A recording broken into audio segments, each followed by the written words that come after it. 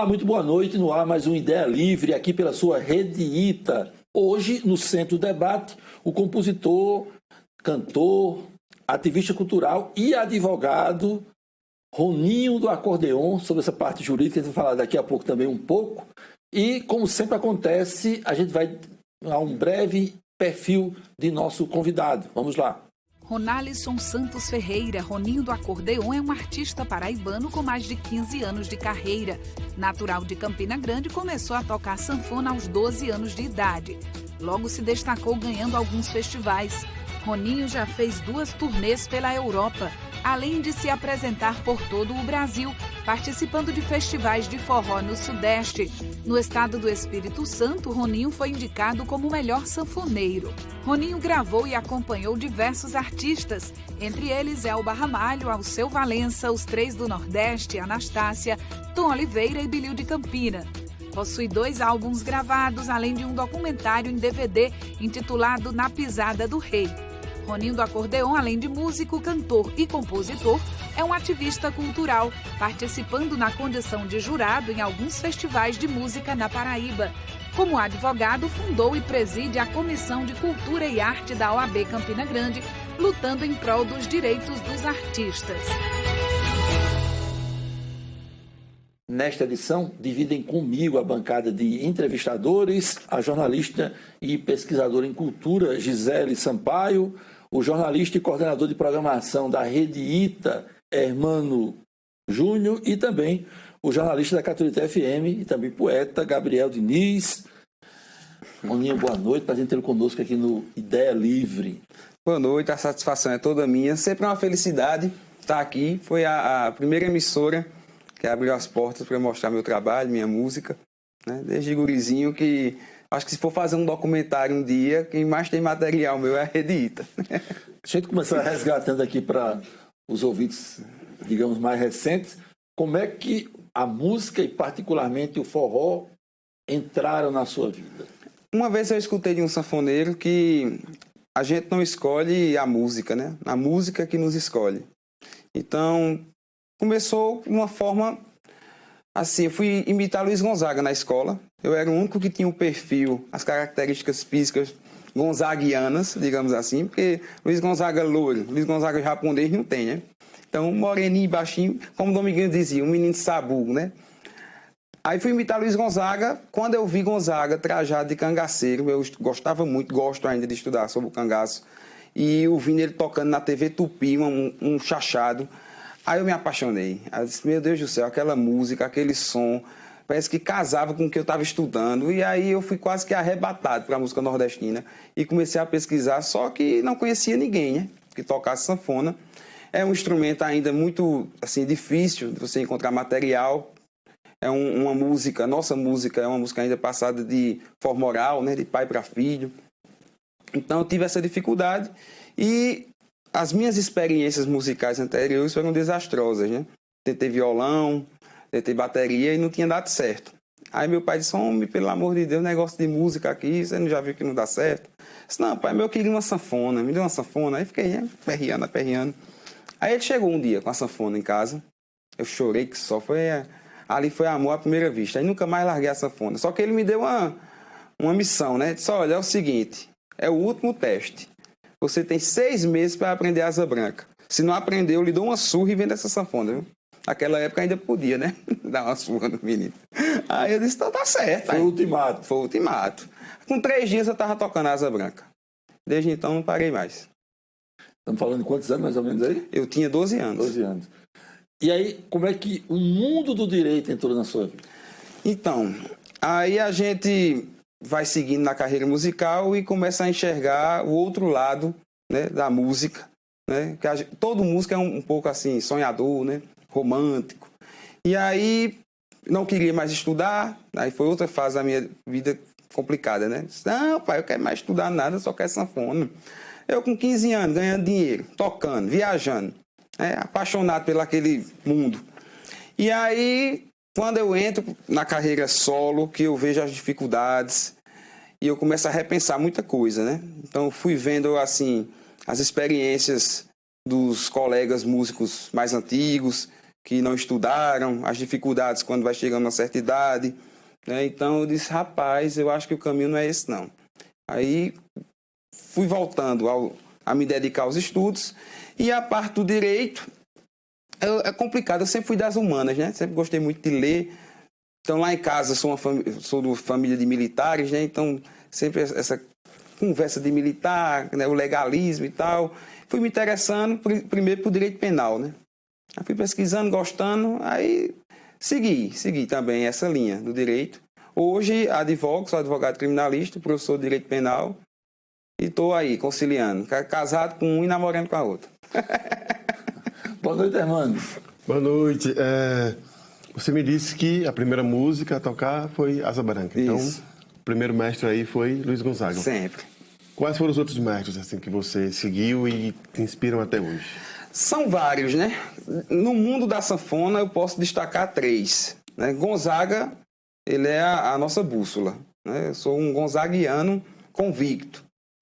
E quando a gente vai mergulhando na obra de Luiz Gonzaga, é impossível não conhecer Dominguinhos, que foi o seu braço direito. Só que Dominguinhos requer um outro estudo do sanfoneiro. Então, Dominguinhos ele junta outros elementos ao forró. Luiz Gonzaga dizia que ele tinha urbanizado o forró, porque ele junta o jazz, a bossa, né, na sanfona. Então, quando eu realmente disse, não, eu quero ser sanfoneiro, aí eu comecei a mergulhar na obra de Dominguinhos. E Dominguinhos, que para muitos é o maior sanfoneiro, né, do Brasil, dizia que o maior sanfoneiro era Sivuca. Então, eu fui pesquisar Sivuca também. Então, são os 3 sanfoneiros que eu procuro me espelhar e estudar. Gonzaga, Dominguinhos e Sivuca. E dentro aqui da Paraíba, Nordeste, Bilio de Campina, teve contato com ele? Eu trabalhei com Bilio, convivi com Bilio muito tempo, né? Desde os 14 anos. Eu estudava com um sanfoneiro chamado Severino Medeiros. Né? Foi um dos, digamos, fundadores do São João, um dos primeiros a tocar. Foi quem me apresentou a Dominguinhos, era amigo pessoal de Dominguinhos, foi meu mestre, né? Foi meu mestre. E teve um dia que Bio Alambique, ninguém precisa dizer porquê, né? Estava impossibilitado por motivos de força maior de tocar com Bilio.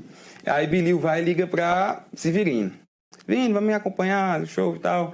Aí Severino vai e me leva. Se tu quer ir também, eu disse, Maria, para acompanhar Bilio e eu posso. Disse, pode, você consegue. E aí com 14 anos eu subi no palco para tocar com Bilio. Passou-se o tempo, eram encontros pontuais, né? Bilio também tinha um programa de rádio, era o Forró Larry White. E aí, quando infelizmente a gente perde Bilio me convoca, né? Toninho, você não quer tocar comigo e tal? E ali foi outra experiência, foi outra escola, né? Mas, voltando à sua pergunta sobre o sanfoneiro, teve 2 sanfoneiros que fizeram parte da minha vida aqui, né? Que é o primeiro é Severino, e o outro é Franciel, que infelizmente também nos deixou, e foram as pessoas que me deram as dicas que nos livros não tem, né? As dicas de vivência e tal. Mas teve outro sanfoneiro que Dominguinhos também tirava o chapéu, que pouca gente fala que é daqui, que é Geraldo Correia. Geraldo Correia foi o maior sanfoneiro de 8 baixos no estilo choro. Era amigo do pai de Dominguinhos. Eu conheci Geraldo Correia lá em Duduta, quando eu ia para a roda de choro. E assim, era um cara que eu só ouvia falar, é quase que uma entidade no mundo da sanfona, né? Então são vários, tem Luizinho Calixto, tem Zé Calixto, são vários. Campina e a Paraíba é respeitada lá fora pelos sanfoneiros que tem. Boa noite, Gabriel, prazer em ter conosco aqui no Ideia Livre. Boa noite, Ari, boa noite, Hermano, professora Gisele, boa noite, Rominho, boa noite a nossa audiência, satisfação reencontrar Rominho. Eu queria saber o seguinte, Roninho, um dos seus diferenciais na sanfona é também passear por outros ritmos, diferenciar um pouco ali, não somente no forró. Eu queria saber de você, de onde veio também essa inspiração para explorar também outros ritmos na sanfona, o que não é algo muito usual, né? Veio de Sivuca, né? O que eu faço, na verdade, Sivuca, Oswaldinho do acordeon, né? Já fazia. é uma forma da gente protestar contra um certo preconceito que existe contra a sanfona e achar que a gente só pode e só deve tocar forró. Se eu pudesse, eu só tocava forró e baião, que é o ritmo que eu mais gosto, né? Mas eu costumo dizer, se é um instrumento que foi feito na Europa, então já quebra esse argumento que só pode tocar forró, né? E Sivuca, eu acho que foi o maior acordeonista no mundo nesse sentido, que ele levou a sanfona onde até então ela era proibida de entrar, né? Esse mundo erudito e tal. Então eu procurei trazer alguns elementos e alguns estilos para mostrar que a sanfona ela pode e deve e se encaixa em qualquer estilo de música, não há barreiras para a sanfona. Professor Gisele, boa noite, prazer em tê-la conosco. Boa noite, Ari, boa noite aos colegas aqui de bancada, boa noite, mestre Roninho. Eu ouvindo aqui você responder algumas questões dos gêneros musicais e quem te inspirou, me leva muito o Roninho, que comanda esse instrumento, que ora sanfona, ora acordeon, mas os dois são a mesma coisa, de forma muito pedagógica. A sanfona é um instrumento atemporal, né? Ela permite que você faça uso de vários gêneros, de vários estilos. E acompanhando muito do seu trabalho, eu pude perceber que você é muito pedagógico, até nos seus shows, né? Você conta a história daqueles gêneros, como eles transitam entre países, né? Entre culturas.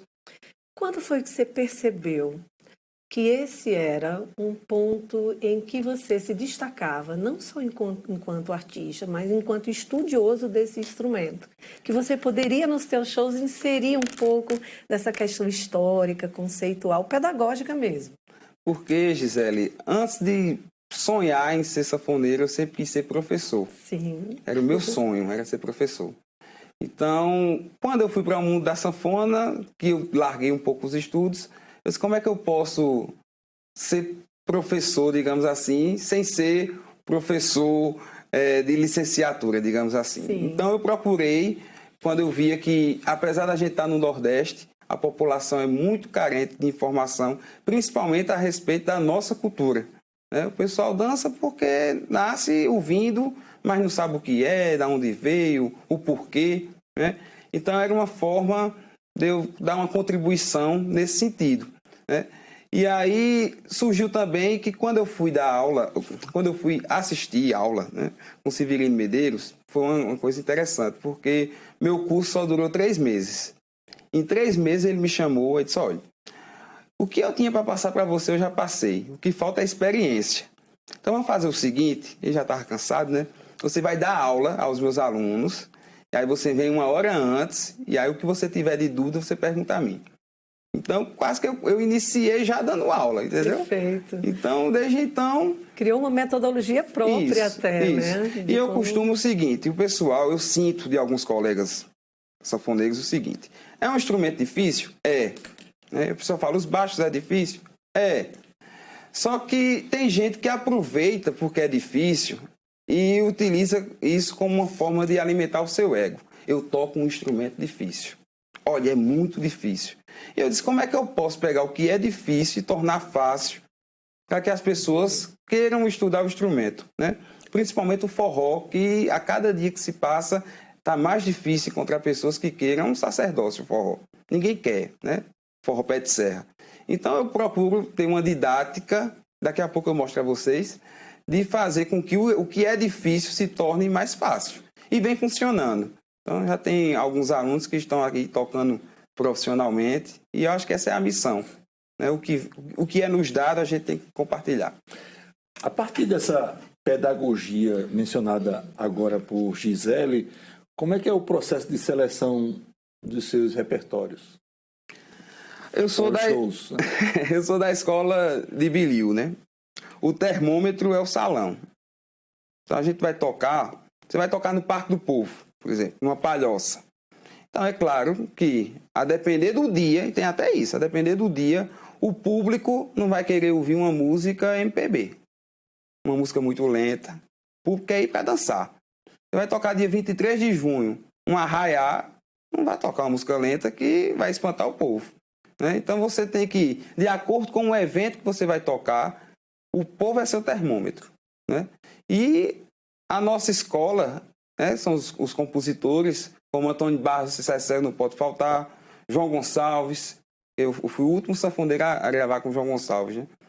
E aí, quando a gente parte para os grandes trios de forró, trio nordestino, os três do Nordeste, Gonzaga, Dominguinhos. Então, o difícil é fazer um repertório, né? E eu estou nessa missão agora porque estou com um produtor, que é Rainer Travas, e ele é muito organizado, né? E eu sou da escola de Bilil, eu sou daquele que dá o sol maior e vamos embora. Então, estou tendo essa dificuldade de, no meio de milhares de músicas, selecionar 20, 30 músicas para um show. É muito difícil para mim, mas estou tentando. Você falou que a sanfona veio da Europa, o acordeon, e retornou, né, com vocês apresentando forró lá na Suíça, na Alemanha. Como é que as pessoas veem, né? Vocês tocam para brasileiros, mas também para os estrangeiros. Como é que elas veem o forró? Como é que elas recebem o forró lá na Europa? Minha experiência lá foi o seguinte, e o que me disseram os que estão morando lá, né? O ritmo latino mais forte na Europa é a salsa. É o ritmo mais forte da dança, né? Então o forró ele foi chegando timidamente, mas ocupou espaço que hoje, em todas as capitais das grandes cidades, dos países da Europa, Paris, Berlim, né? Tem forró de segunda a segunda. Então, começou timidamente, né? O bom do forró lá, que não é essa questão de competição com a música latina, né? Então, pegou muito público já da salsa para o forró. Então, quando eu vi pessoas do leste europeu dizer que está aprendendo português para poder entender as letras do forró, eu disse, já vencemos, né? Então, o forró lá fora é uma coisa que em Campina não tem. É de segunda a segunda, literalmente. Então, já tem festivais como o Baião em Roda em Portugal, né? O Pé na Terra também em Portugal. Aí tem o Forró em Zurique, né? Que eu fui para o que eu fui em 2016. São festivais já que são 3, 4 dias de festival. E a maioria do público não é brasileiro, por incrível que pareça. Então o forró lá pé de serra. A galera é mais xiita do que a gente. Eu ia perguntar isso, pé de serra. Bom saber. Bora, Gabriel. Roninho, você já incentiva seu filho Theo na sanfona já há um tempo, né? Eu queria saber como é o sentimento de artista e de pai ao vê-lo com o instrumento na mão e como você imagina um futuro para ele e para o irmão ou irmã dele que tá vindo aí. Mas é o seguinte, eu não imponho nada, né? Eu vejo muitos pais, quando me procuram para dar aula aos filhos, que o sonho de ser sanfoneiro é do pai e não do filho. E aí eu vejo crianças que acabam que criam inimizade com o instrumento. Então lá é algo muito natural, né? Ele gosta muito de percussão. Eu até mandei fazer um zabumbinha para ele me acompanhar. Aí teve um evento do Centro Cultural, todo ano tem, né? Encerramento dos cursos. E aí quando ele viu os alunos, as crianças tudo me chamando de tio, ele ficou enciumado, né? Aí disse, papai, eu quero levar a sanfona. Aí agora tá gostando da sanfona. E ele descobriu, né? Porque o forró tem as vertentes, né? Ele descobriu agora a obra de Genival, que é esse lado mais cômico. Então ele agora está apaixonado por Genival Lacerda. Mas tudo muito natural, é o que eu ouço em casa, né? E aí sutilmente eu estou ali plantando a semente. Se for acontecer, vai ser uma realização pessoal, né? Não sei se eu estou preparado emocionalmente para isso. Bacana. Sensacional. Eu gostei dessa provocação do pai do artista, onde começa um e onde vai o outro. Roninho, eu quero puxar mais de você sobre essas questões que te inspiram, as suas referências musicais. Você é um grande arranjador também, né? Eu acompanho muito o teu trabalho e é um arte educador também, então eu percebo que nessa função toda de passar para os teus alunos ou seguidores até do teu estilo, também tem algumas referências do Hermeto Pascoal, ou não? Que é também um grande instrumentista, né? E aí a pergunta que eu faço para você é a seguinte, dentro dos gêneros que o forró aborda, o shot, compasso binário, que na dança é o mais fácil de ensinar, 2 passos para um lado, 2 passos para o outro, eu sei disso, mas o chachado que tem um pouco do baião e um pouco do shot, Quando você vai utilizar esse gênero, a subdivisão, por onde você começa? E isso, na verdade, o bom começo é que vai fazer com que o aluno ali, né, que esteja querendo aprender o instrumento, se sinta motivado a seguir. Não dizer, é muito difícil, não consigo. Como é que você conduz isso? Eu percebi em alguns métodos de acordeon, principalmente o que mais tem é o estilo gaúcho de tocar, né? Então, os primeiros exercícios que a gente encontra é no ritmo de valsa. Aí eu disse, justamente, como é que eu posso fazer nos ritmos nordestinos? Então, o primeiro estilo é o shot, porque também é o mais simples, né, o mais fácil, digamos assim, em relação aos demais, né, de se aprender.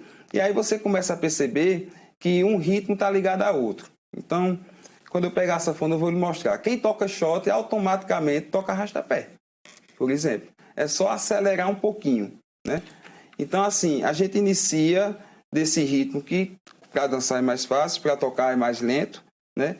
E aí, claro, tem que ter alguns conceitos primários, técnicos de escala, noção mínima de formação de acordes. E aí tem um repertório também. Não adianta eu pegar um shot de Dominguinhos e passar para um aluno que não tem nenhum mês de sanfona. Então a gente começa com as mais fáceis de Luiz Gonzaga.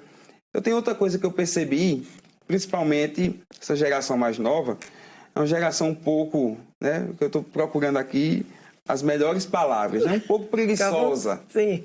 Um pouco preguiçosa. Adjetivo mais ameno, né? Então, infelizmente, se a gente passa só escalas, o que tem que ser feito, né? Sim. Quem estuda música sabe. Eles não querem, né? Já fica desanimado. Então, eu procurei pegar também algumas músicas que eu digo, essa música aqui é um exercício.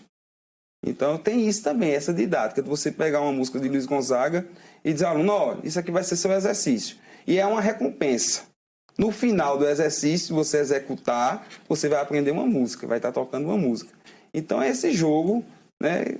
Quando você pega essa galera mais jovem, tem uma certa dificuldade de conseguir fazer com que eles mantenham um foco e não desistam do instrumento. Ou seja, a raiz, vamos dizer, do próprio gênero, a escola gonzaguiana é o método mais apropriado para quem vai começar, até porque existem as inferências dos outros. Em 15 anos que eu dou aula, é o que eu percebi, digamos, empiricamente, é Gonzaga, não falha.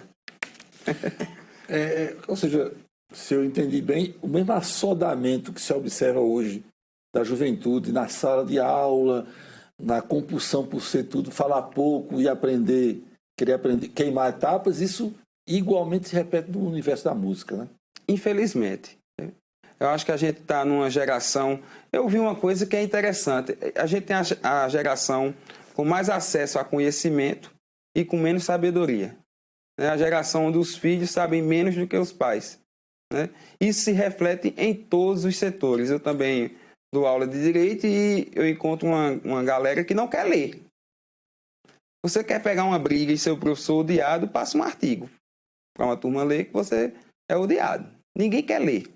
Então, assim, reflete em tudo. É por isso que a gente tem essa música plastificada, são músicas que só duram um mês, o mesmo arranjo, o mesmo estilo, porque é fácil, é o Ctrl-C, Ctrl-V, né? E na música, por isso que eu digo, quem toca esse estilo de música que a gente toca, nada contra a maré, literalmente. Né? Marcos Farias, filho de Marinês, dizia, né? Somos heróis da resistência. Eu estava preparado a perguntar se você sabia dançar forró, você já se adiantou aí e disse que essa questão de se apresentar repetidamente, tocando esse ritmo, entre outros, não aguçou a vontade de aprender, não, ou tentou e desistiu? É porque eu fui com tanta fome para a sanfona que não sobrou tempo para a dança.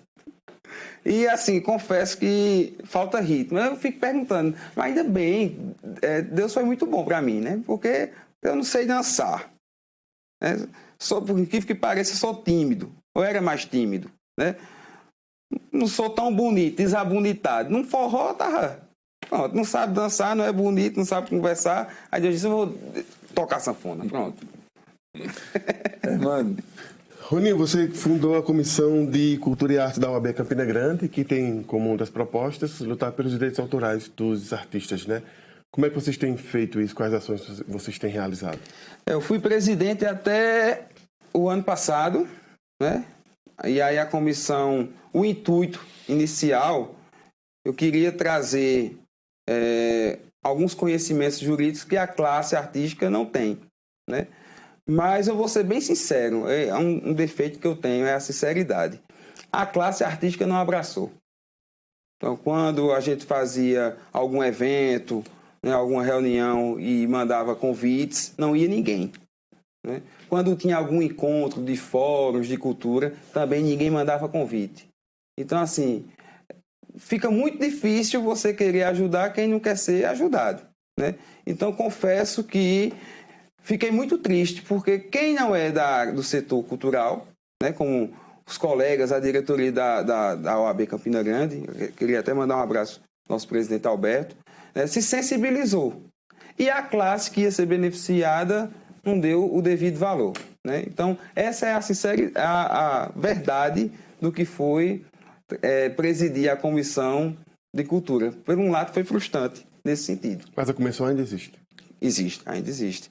E agora a gente está tentando, já que a classe artística, né, cultural não abraçou a ideia, a gente está tentando fazer agora com a classe jurídica, né? Então há projetos de fazer Clube do Livro, Sarau, porque tem muitos artistas também na advocacia ali tímido, escondido, né? Então a gente está procurando agora, já que a classe artística de fora, extra muros da OAB, não quiseram, então a gente vai voltar agora para a advocacia. Ok.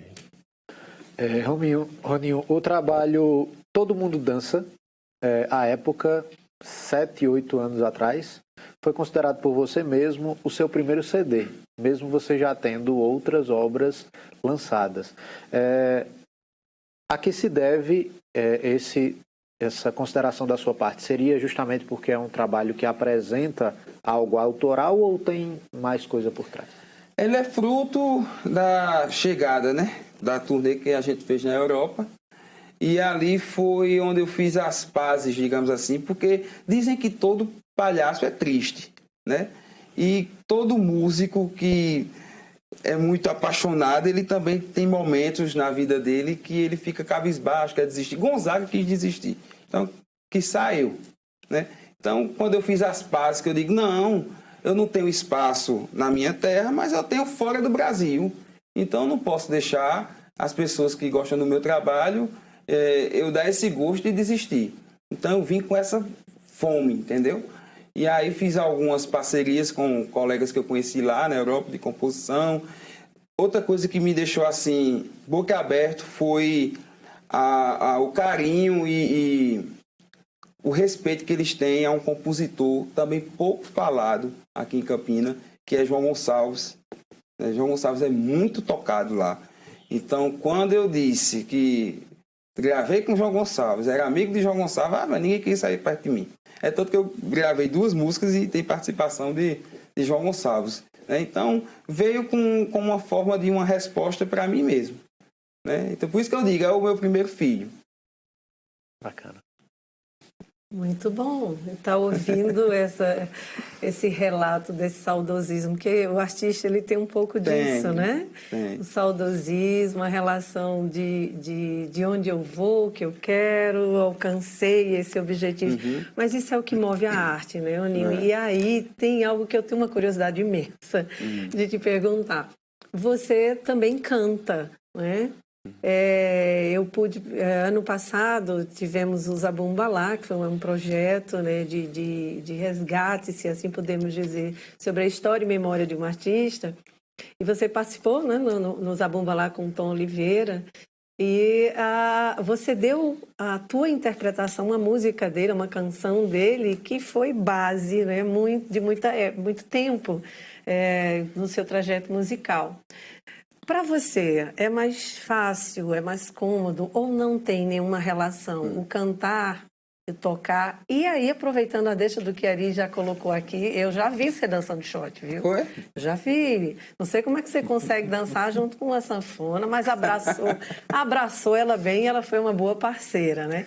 No palco, então tudo isso, o cantar, o tocar, essa interação com o público, cantar a obra de outros artistas, dar uma interpretação tua, musical. Como é construir tudo isso? Eu fui obrigado a cantar, foi forçado, assim. Ou cantava ou cantava. Porque é o seguinte, eu comecei a tocar, só tocava. Então eu ficava dependente total dos cantores, né? E aí tem alguns colegas que, quando era assim, dia 23 de junho, que é a melhor data que tem, né?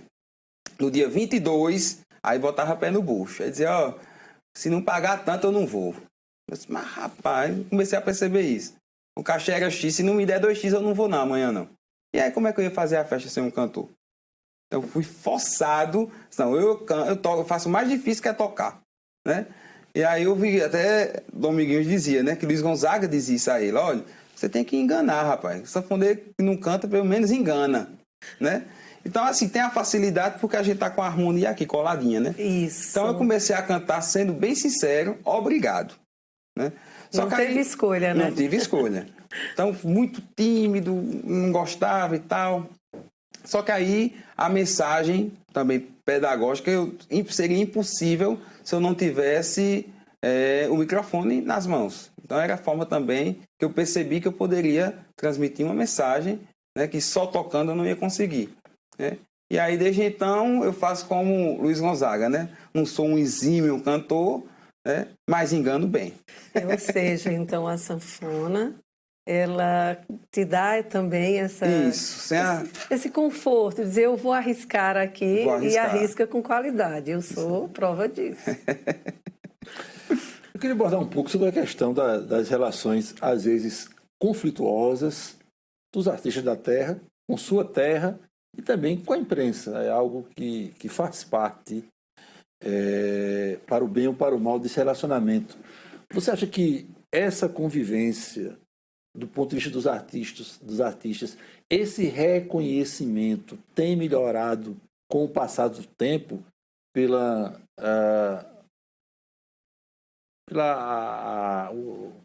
valorização gradual dos seus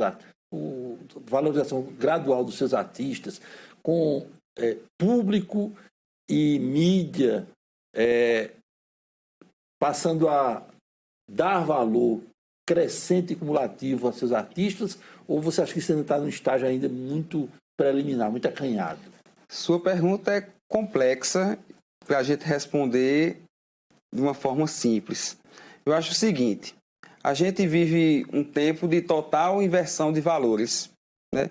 E a nossa música, ela tem valores e princípios que talvez não atendam, digamos assim, a grande mídia, que só visa o comercial. Você já ouviu um forró, ele tem questões religiosas, questão do respeito aos mais velhos, respeitar pai e mãe, né? Então, esses princípios que hoje, né, estão, digamos assim, taxados como cafona, não é interessante, não vende. Não vende. Então, por um lado, tem um interesse comercial que eu entendo. Tem um interesse comercial, a gente vive num mundo capitalista e é isso aí. Por outro lado, existe também a questão social que a cultura traz, né? Você leva a boa música para as escolas, né? Você consegue salvar vidas, a música salva vidas, né? Eu sou de um bairro periférico, que a maioria dos meus colegas, né, que brincavam comigo ou estão presos ou morreram. E a música, eu posso dizer, foi uma aliada também, claro, tem a questão familiar, né? Graças a Deus, venho de uma família bem estruturada, né? Familiarmente. Mas a música, ela foi também um braço forte para isso, né? Então, a música boa faz a gente refletir, faz a gente pensar, e talvez a massa pensando não seja interessante. Então, eu tenho esse viés, né? Eu acredito nisso. Por outro lado, a questão da valorização, de fato, não existe. Eu acho que todo artista, ele é unânime. A gente faz um trabalho. Pronto, quando eu fui o primeiro sanfoneiro aqui de Campina Grande, aí para esse circuito de forró, a única emissora que procurou saber e que fez uma entrevista foram vocês. e só tem uma emissora em Campina.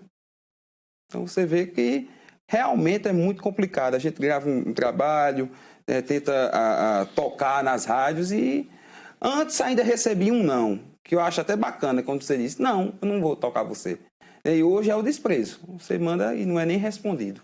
Então esse é o sentimento em relação ao artista querer fazer com que sua música chegue às pessoas. Ou seja, você entende que continua, não há evolução, há uma estagnação nessa relação. Eu acho pior, não é nem a estagnação. Porque antes a gente ainda conseguia tocar no período de São João, as músicas da gente nas rádios e tal, e hoje nem isso. Hermano. Roninho, você aí que estudou direito autoral, né, montou essa comissão, dentro das plataformas de streaming, como é que você avalia a questão do direito autoral para os artistas? É bem distribuído, não é bem distribuído? É de forma justa, não é de forma justa? Como é que acontece? Fala das plataformas de música, mas também das de vídeo, né? Como o YouTube, por exemplo.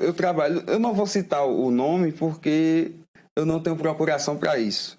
Mas teve um artista que fez uma música belíssima, muito conhecida, e ele disse a mim que nunca recebeu 1 centavo de direito autoral, né? Então há essa briga aí que caberia uma entrevista só sobre isso. Né? É daqui de Campina? É, daqui de Campina. E essa questão do ECAD, a forma tradicional de arrecadação, né? Agora, as plataformas é o seguinte, é complicado porque a gente que faz música de resistência, né? Uma música totalmente sem nenhum suporte, digamos, de uma produtora, né? Você ganha do que de acordo com o que é tocado, né? E aí é um trabalho de formiguinha, literalmente. Então, vou ser bem sincero a você. Quem trabalha com música hoje, principalmente os artistas pequenos, e eu digo pequenos não por causa da sua arte, que é pequena, pequenos em relação ao mercado, né? Que não está nos top 10 da parada de sucesso, faz música por amor e para mostrar seu trabalho, porque essa questão de arrecadação, de ganhar dinheiro como compositor. João Gonçalves disse uma coisa a mim que eu fiquei impressionado. Tinha mais de 500 músicas gravadas e o que ele ganhava das 3 músicas dele que um português gravou, inclusive a Cabritinha que a Amazon gravou, foi gravada em Portugal e fez sucesso. Se o que eu ganho de direito autoral que vem de Portugal dá 3 vezes mais do que eu ganho com todas as músicas aqui no Brasil. Então o Brasil ainda está muito atrasado em relação a isso. Mas existem órgãos que fiscalizam, como o ECAD, por exemplo, que está ali tentando distribuir de forma justa esses direitos.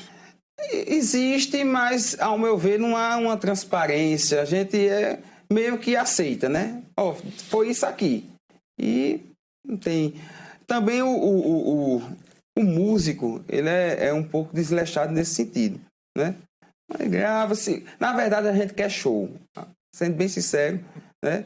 E o próprio Genival, em uma entrevista, ele disse que eu gravei de disco, eu não vi nenhum dinheiro, eu ganhava com show. Então, ainda há isso na música brasileira. O cara faz uma música e se ela estoura, o intuito é, estourando a música, a gente vai fazer mais shows e aí vai ganhar dinheiro com os shows, e não com o direito autoral. Você já citou aqui diversas vezes grandes referências suas, próprio Genival, nosso querido Bilio, e aí mais atrás Dominguinhos, Luiz Gonzaga, Sivuca. Eu queria saber como é para você, mesmo ainda não tendo nem atingido a sua 3ª década de vida ainda, né, ter referências do forró de 60, 70 anos atrás. Por que você busca manter essas referências no seu trabalho hoje e qual a diferença que ele faz para você pessoalmente mesmo? Simplesmente porque tem conteúdo que hoje não tem. Entendeu? Aí eu vejo alguns alunos se espelhando, claro, é a geração que eles acessam na internet, eu não vou citar nome, né? Se espelhando em artista A, artista B, e eu digo, rapaz, tanto talento, aí eu vou falar, mas escuta Amiguinhos, não querem, né? Não querem. Então, assim, eu não sei se é porque eu sempre gostei muito de estudar história, eu procuro saber a história da música, porque o compositor fez, qual foi a inspiração, o porquê daquela roupa. E aí eu percebo que em cada época do disco, anos 70 era uma vestimenta, anos 80 era outra, aí vem a época da censura. Então isso tudo eu fico assim com muita sede, entendeu? Aí esses artistas eu mergulho e aí é um universo à parte. Então é a escola, é a nossa sapata da música. Então é impossível você querer trabalhar, né, com música nordestina sem mergulhar na fonte, sem beber na fonte dos grandes mestres. Você pode até conseguir, mas não vai ter, como é que eu posso dizer, sustentação, né? Então, assim, quanto mais você mergulha na obra de Dominguinhos, na obra de Jackson no pandeiro, que eu não citei, né? E você vê que Jackson influenciou grandes cantores de samba, de MPB, de bossa, mais você fica assim com sede, mais você vê que está distante da genialidade deles, né? Então, assim, é uma questão de amor mesmo, de sede de aprender, que eu tenho com eles. E, para além, você vê ainda formas dessa referência continuar sendo mantida nas próximas décadas? Sim, eu não sou... Antes eu era mais pessimista, eu estou tentando mudar. Então, hoje tem grandes músicos, grandes artistas, a gente pode citar, né? Os que estão ainda, né? Os antigos que ainda estão nos abrilhantando, como a Cisão, como a Elba, como o Flávio, mas tem a geração nova, como Cezinha, como Mestrinho, que aí é inegável ver a contribuição que eles estão dando para a música, né? Mariana Aidar, então tem muita gente boa que continua, né, fazendo um trabalho bom e nos dando coisa nova para estudar. E contextualização, hein? Historicizou, conceituou perfeito, Roninho. Aqui eu fui viajando com você nessa contextualização de épocas, né, datada aí por cada mestre que te inspirou. Eu quero fazer uma provocação a você aqui agora, né? Eu gosto desse teu perfil, às vezes inquisitivo, né, de impor aí algumas condições de como você entende esse movimento cultural hoje, né? E se tratando aqui mais nosso. Você acha que o mercantilismo tomou conta do segmento aí da música regional, do forró propriamente dito? Hoje, os artistas, eles estão, como você falou há pouco, preocupados no show e não em compor, gravar, né? Hermano falava da questão dos streams. Mas hoje, o que movimenta é esse mercantilismo do show. A gente está na época do ciclo junino, festa junina. Então, todo lugar, o que vale é isso, mas depois... Milho dizia que é a época dos travestidos de forrozeiro, né? Agora todo mundo é forrozeiro. Lembro, travestidos de forrozeiro. Ele ainda dizia, né? Forró é pé e cabeça de serra, né? Era um termo muito usado por ele. No que isso valoriza, vamos dizer, a segmentação do produto, da música, do forró, e no que isso anula? Eu quero que você seja assim bem pontual para mim. Eu quero essa resposta, estilo Roninho. Sabe o que me chateia com isso? É a forma como eles tratam o forró caricato. Por exemplo, vai fazer uma propaganda. Aí é o forrozeiro de chapéu de couro, sim, né? Bem caricato, bem matuto. Estereotipado, né? Isso, né? Vai recepcionar uma autoridade. Aí é um trio de forró, uma quadrilha junina, para recepcionar a autoridade, né? Vai divulgar o evento, né? Ou vai fazer um programa e tal, vamos anunciar o maior São João do mundo, né? Aí chama um trio, chama uma quadrilha. Aí é bacana, aí pode. Aí quando é no evento que a gente precisa do palco, né? Tem que ser no palco principal, um exemplo. Não é que tem que ser, né? Mas é uma vitrine, né? Sim. Aí nessa parte de valorização, que é aí que eu estou falando, não é nem valorização de cachê, é de fato de espaço, né? A gente vê essa parte mercantilista. Então, as grandes bandas, os grandes artistas que têm seus méritos, claro, né? E muitos eu comecei a entender porque se impõe. Antes eu criticava, né? Aí a eles é dado espaço, mandam e desmanda, o horário deles pode ser estendido, da gente pode ser cortado. Então, assim, o lado ruim, porque mercantilista sempre foi, desde a época de Luiz Gonzaga, né, que foi anos 40, 50, foi quem mais vendeu disco no Brasil. Sempre teve, né? Mas a forma hoje que tem é desumano. Então não há esse lado humano com o artista. O respeito não é um mínimo, equilíbrio, não é um equilíbrio, entendeu? Não é só assim, você, como não é um artista nacional, você não vai tocar aqui, como mesmo você tocando, lhe é tolhido a todo momento, entendeu? Então o que me chateia é isso. Vamos agora A sanfona, né? Agora, enquanto você acomoda aí, fala-nos um pouco aí do peso e como é que lida com a sua coluna aí, como é que resolve? Ano passado eu fiz 40 shows no São João. Aí eu tinha bucito só de um lado, peguei no outro. Porque uma tava com ciúme, esse braço tava com ciúme daquele. Todo sanfoneiro é doente com a coluna. Não. Aí a gente tenta, né? Vai pra academiazinha, porque Dominguinhos dizia, é um instrumento cruel, porque além de caro é pesado. Vou começar pegando deixa de uma resposta sua, Gabriel, e também a Gisela, que é sendo um passeio por outros ritmos aí, só para dar uma ideia do instrumento aí que você falou no há pouco. Rapaz, a gente mostra o seguinte, a gente faz uma viagem literalmente na música, começando por imitar na sanfona um trem. Então vamos lá.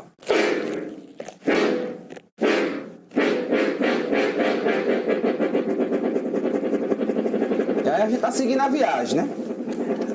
Numa viagem, você abre a janela do trem, você pode encontrar um pica-pau. Vai seguindo viagem, um menino do seu lado jogando Mario. Vai seguindo viagem, né? Até chegar em Campina Grande, dia 23 de junho, lá na Palhoça Zé Bezerra. Aí você encontra um sanfoneiro, né?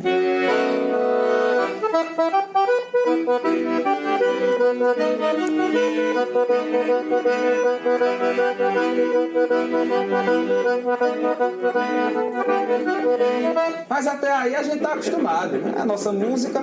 Aí imagina que esse trem para em Olinda, um carnaval. O sanfoneiro já muda, né?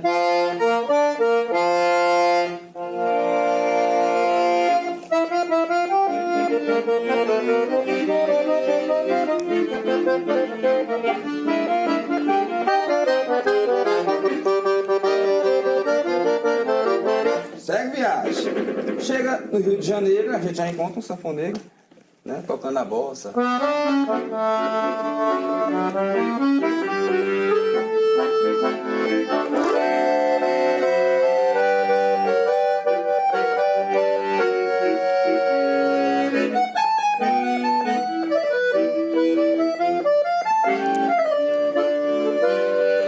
No Rio Grande do Sul, muda o nome, vira gaita. Sanfoneiro é gaiteiro. E o gaiteiro toca.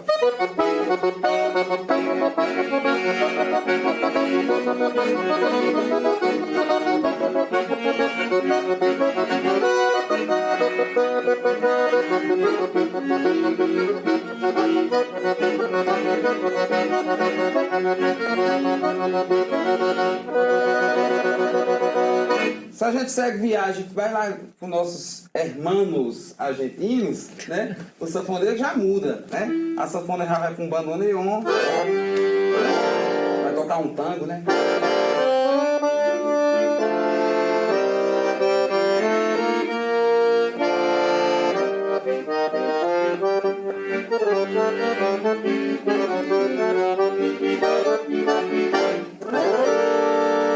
Na Europa, se a gente for tomar um vinho, você gosta de vinho? Gosto passadamente. Você vai escutar um sanfoneiro lá em Paris, na Torre Eiffel, tocando aqui, ó.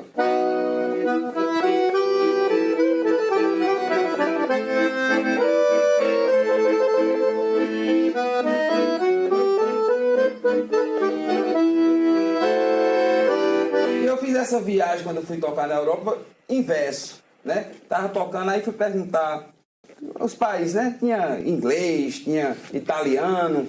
Aí eu disse, vou fazer uma pegadinha com eles. Aí toquei com a galera lá da Inglaterra, toquei Beatles em shot. Se John Lennon fosse lá em Campina Grande, era João da Lenha. João da Lenha ia tocar sanfona assim, ó.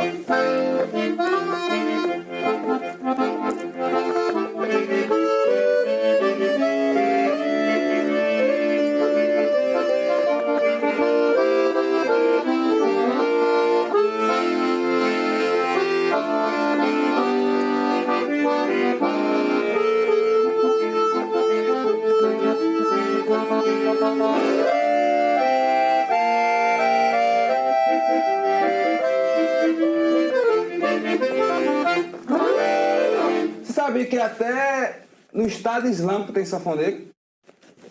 Estado Islâmico sanfoneiro tem, e ele toca assim, ó.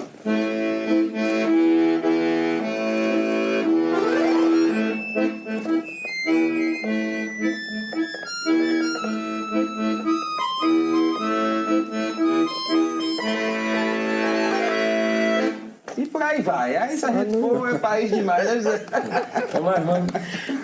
Roninho, para 2025, quais projetos? Tem algum disco em mente? Como é que tá aí? Quais são os projetos para esse ano? Alguns já começaram, porque a gente está na metade do ano, né? A gente já tá, na verdade, para o São João a gente já está tocando, né?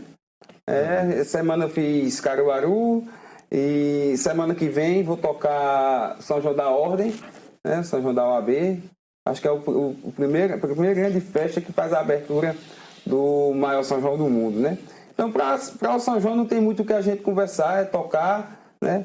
Fazer igual a Bilil, com aquela sinceridade dele. A agenda está cheia de espaço, doida para ser preenchida. Não, porque tem gente que eu tenho 30 datas. Não, a gente tem 30 datas no calendário, né? Aí para tocar, a gente quer tocar quanto mais tiver, melhor, né? E, na verdade, eu estou numa busca, porque todo artista também é meio doidinho, né? Tem aquela tanta coisa na cabeça da gente. Eu estou, na verdade, procurando agora me reencontrar enquanto artista, porque é tanta coisa na cabeça, tanta mistura, tanto sentimento. E estou com alguns projetos em mente para fazer algum trabalho mais voz e acordeon, algo nesse sentido, né? Antigamente tinha voz e violão, né? Por que não voz e acordeão? Aí a gente está nessa loucura da mente da gente de se estabilizar primeiro e lançar alguma coisa bacana nesse sentido, mas para o segundo semestre. E quem sabe um sanfoneiro contador de histórias aí, como a gente viu aí, né? Pois é. Apresentando os diversos ritmos através do instrumento. Minha mulher disse que eu não sou muito engraçado, eu tinha vontade de fazer stand-up para sanfona, mas ela disse que ninguém é isso. Aí já tem uma rima. Gabriel. Roninho, você falou aí dos seus projetos e tudo mais, pegando a deixa aqui da pergunta de Hermano, como artista e como profissional, é muito natural que o ser humano tenha planos para o futuro, que almeje sonhos. Mas o que é que você, como artista, sonha para o nosso forró? Como é que você enxerga, como é que você quer ver o nosso forró nordestino décadas à frente? Mas é o seguinte, eu sou, apesar de ser novo, né? Eu sou de uma geração que... Acho que é a última, é a rebaba dessa geração, anos 90, né? Eu sinto isso. E quando ia almoçar, o pai tinha que sentar na mesa primeiro pra gente almoçar, né? Na minha época era assim, né? Então eu queria que o forró fosse tratado só dessa forma, né? O São João só é São João por causa de Luiz Gonzaga, que criou a estética da música nordestina, né? Que trouxe a festa junina através da música, né? Então eu só queria isso, o forró. Que ele fosse tratado, né, como um ator principal. Porque ele é. Então, nada além disso. Pode colocar o que quiser.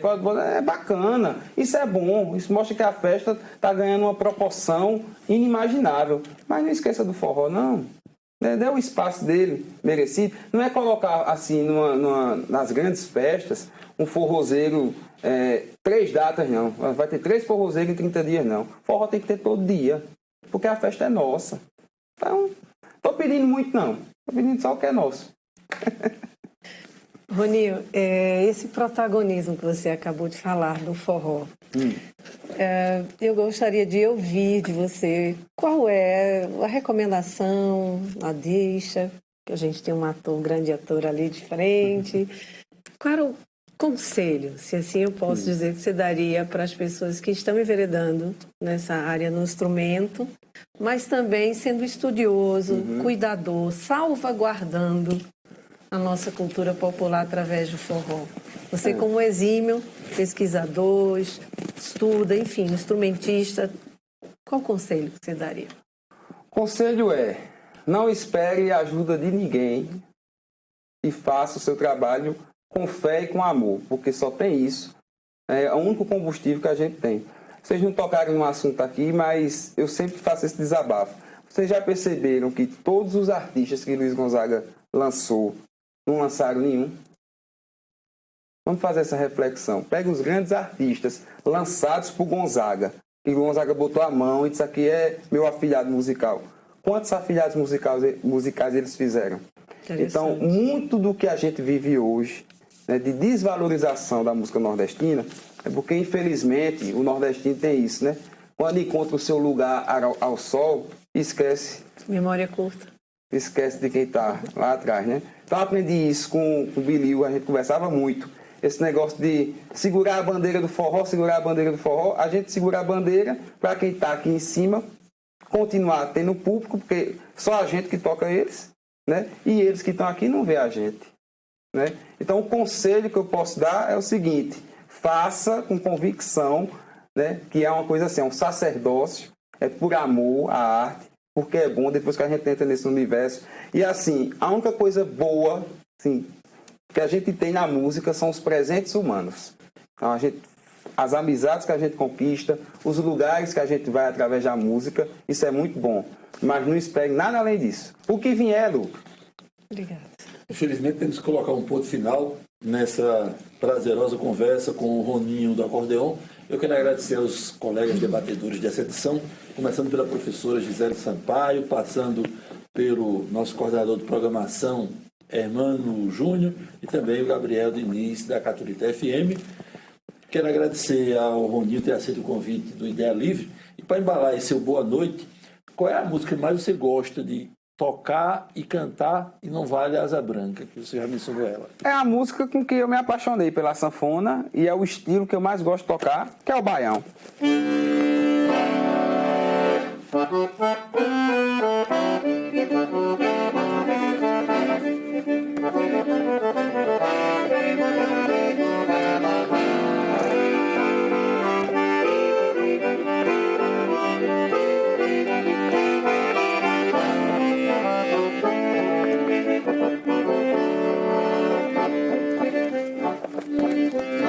Eu vou mostrar pra vocês como se dança um baião. E quem quiser aprender, é favor prestar atenção.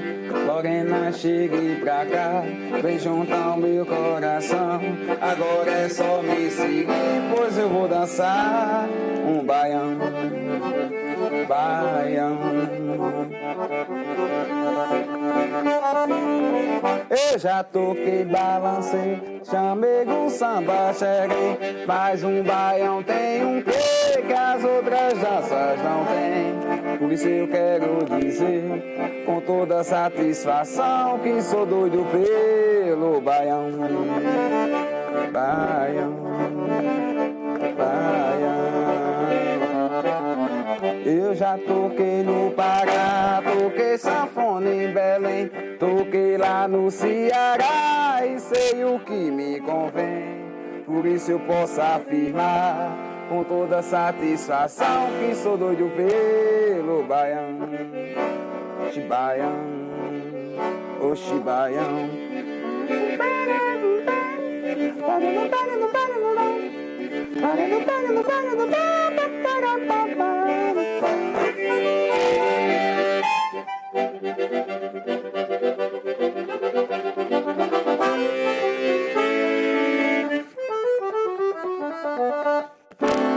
Obrigado pela entrevista. Eu que agradeço. Como sempre, o agradecimento derradeiro vai para você, telespectador. Desde já, encontro marcado, terça-feira que vem, pontualmente às 10 da noite, com outro Ideia Livre aqui na sua Rede Ita, logo após o Jornal da Cultura. Até lá.